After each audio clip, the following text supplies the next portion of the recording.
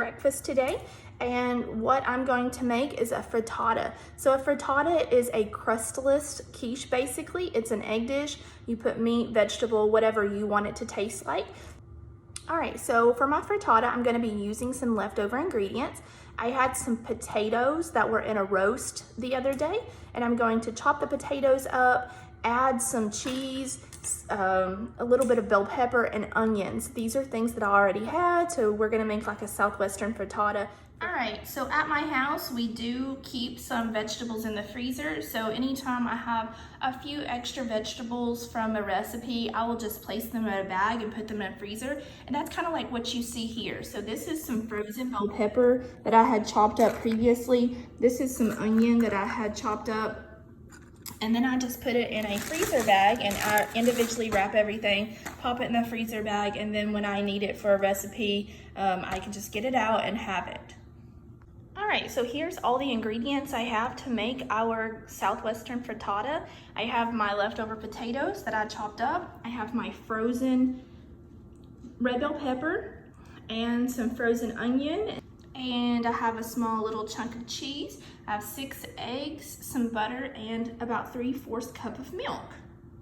All right, so for my frittata, I am going to start it in the pan, but finish it in the oven. So the first thing that I wanna do is kind of go ahead and get my oven turned on so that it'll be nice and hot. So I'm gonna set it for 350 degrees and let that preheat while I'm getting all my ingredients together.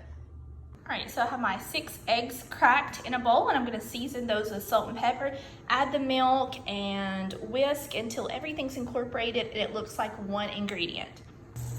All right, so we are on medium to high heat. So on my stove, it's a 6.5, but your stove might be different.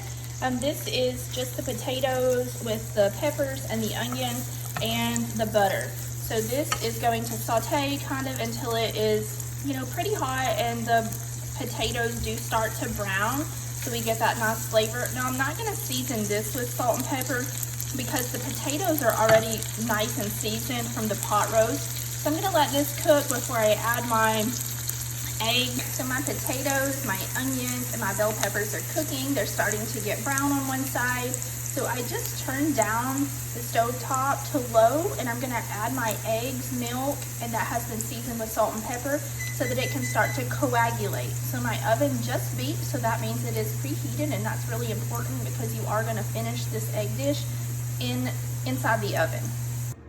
All right, so I have poured my eggs in and I just stirred the mixture up. The eggs are starting to coagulate, so I'm gonna let that go till it's about halfway. It is still gonna be quite runny. Then I'm going to top it with cheese and then pop it in the oven.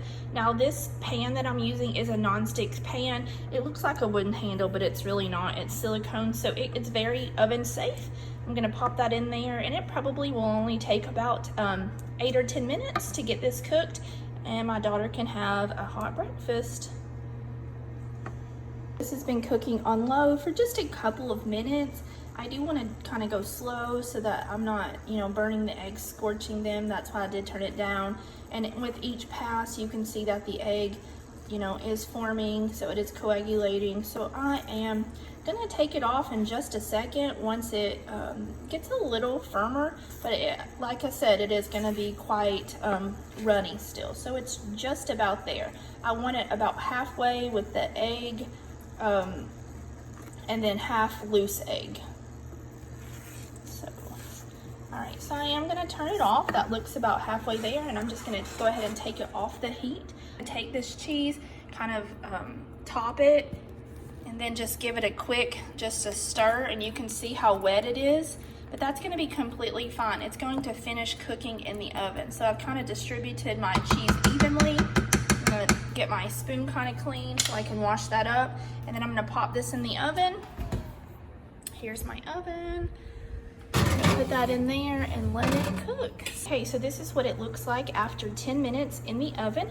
As you can see, it kind of starts to pull away from the sides of the pan, so it comes out really easily. So I am going to slice this up and serve it this morning. Right, so this is the finished product after I have taken and cut a piece. So this is breakfast. So this is a Southwestern frittata with leftover potatoes, red bell pepper, onion, salt, pepper.